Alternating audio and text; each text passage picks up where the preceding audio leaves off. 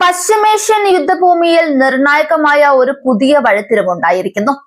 Saudi Arabian എണ്ണ ശുദ്ധീകരണ കേന്ദ്രങ്ങൾക്ക് നേരെയും മേഖലയിലെ അമേരിക്കൻ സൈനിക കേന്ദ്രങ്ങൾക്ക് നേരെയും നടന്ന അനാവശ്യമായ ഡ്രോൺ ആക്രമണങ്ങൾക്ക് കൃത്യമായ പ്രത്യാക്രമണം നൽകി യുണൈറ്റഡ് സ്റ്റേറ്റ്സും സൗദി അറേബ്യയും രംഗത്തെത്തിയിരിക്കുന്നു. ഇറാഖിലെ ഇറാൻ പിന്തുണയുള്ള സായുധ മിലിഷ്യകൾക്ക് നേരെ അതിശക്തമായ സംയുക്ത വ്യോമാക്രമണമാണ് ഇരു രാജ്യങ്ങളും ചേർന്ന് നടത്തിയത്. അമേരിക്കൻ സൈന്യത്തിന്റെ സെൻട്രൽ കമാൻഡ് ഈ വൻ സൈനിക നീക്കത്തിന്റെ വിശദാംശങ്ങൾ ഔദ്യോഗികമായി പുറത്തുവിട്ടിട്ടുണ്ട്. ഇറാന്റെ ഇസ്ലാമിക് റവല്യൂഷണറി ഗാർഡ് കോർപ്സിന്റെ പൂർണ്ണ നിയന്ത്രണത്തിലും നിർദ്ദേശത്തിലും പ്രവർത്തിക്കുന്ന പ്രമുഖ ഭീകര അർദ്ധസൈനിക ഗ്രൂപ്പുകളെ ലക്ഷ്യമിട്ടായിരുന്നു ഈ ആക്രമണം.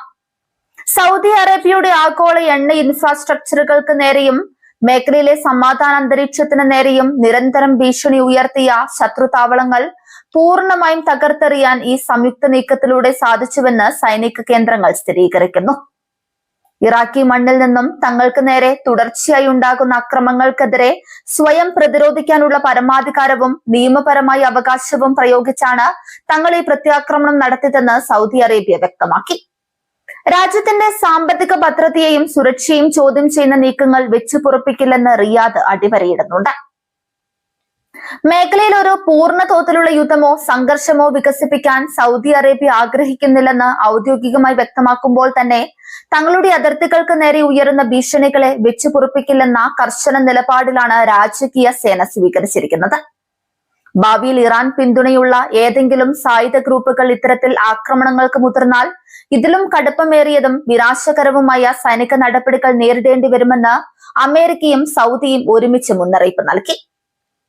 കഴിഞ്ഞ കുറച്ച് ദിവസങ്ങളിലായി സൗദിയുടെ കിഴക്കൻ പ്രവിശ്യയിലെ എണ്ണമേഖല ലക്ഷ്യമാക്കി പറന്നുവന്ന ഡ്രോണുകളെ സൗദി വ്യോമ പ്രതിരോധ സേന തകർത്ത് വീഴ്ത്തിയിരുന്നു. ഇതിന് പിന്നാലെയാണ് അതിർത്തി കടന്നുള്ള ഈ നിർണായക സംയുക്ത വ്യോമാക്രമണം സംഭവിച്ചിരിക്കുന്നത്. ഇറാഖി അതിർത്തി പ്രദേശങ്ങളിൽ നിലയുറപ്പിച്ചിരിക്കുന്ന ഇറാന്റെ നിഴൽ സൈന്യങ്ങൾ മേഖലയിലുടനീളം സംഘർഷം സൃഷ്ടിക്കാൻ ശ്രമിക്കുന്നതിന്റെ ഭാഗമായാണ് സൗദിക്ക് നേരെ ഡ്രോൺ പോരാട്ടങ്ങൾ അഴിച്ചുവിട്ടതെന്ന് രാഷ്ട്രീയ നിരീക്ഷകർ വിലയിരുത്തുന്നുണ്ട്. ഇറാഖ് സർക്കാരിന്റെ പൂർണ്ണ നിയന്ത്രണത്തിലല്ലാത്ത ചില തീവ്രവാദ ഗ്രൂപ്പുകൾ സ്വന്തം മണ്ണുപയോഗിച്ച് അയൽ രാജ്യങ്ങളെ ആക്രമിക്കുന്നത് ഇറാഖിന്റെ ഭരണകൂടത്തിനും കനത്ത നയതന്ത്ര തലവേദനയായി മാറിയിട്ടുണ്ട്. സൗദിയുടെയും യുഎസിന്റെയും ഈ കടന്നാക്രമണം ഇറാഖിന്റെ രാഷ്ട്രീയ അന്തരീക്ഷത്തെയും സ്വാധീനിക്കും. തങ്ങൾക്കൊന്നും സംഭവിക്കില്ലെന്ന ധാരണയിൽ പ്രവർത്തിച്ചിരുന്ന ഇറാഖിലെ ഇറാൻ അനുകൂല മിലിഷ്യകളുടെ ആയുധ ശേഖരങ്ങളും കമാൻഡ് സെന്ററുകളും തകർക്കപ്പെട്ടത് തഹ്റാന്റെ പ്രാദേശിക ശക്തിക്കും സഖ്യകക്ഷികൾക്കും ഏൽപ്പിച്ച വൻ തിരിച്ചടിയാണ്.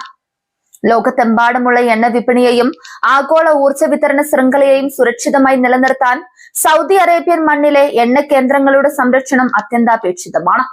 അതിനാൽ തന്നെ അമേരിക്കൻ സേന നിർണായക ഘട്ടത്തിൽ സൗദിക്കൊപ്പം വ്യോമാക്രമണത്തിൽ നേരിട്ട് പങ്കാളികളായി.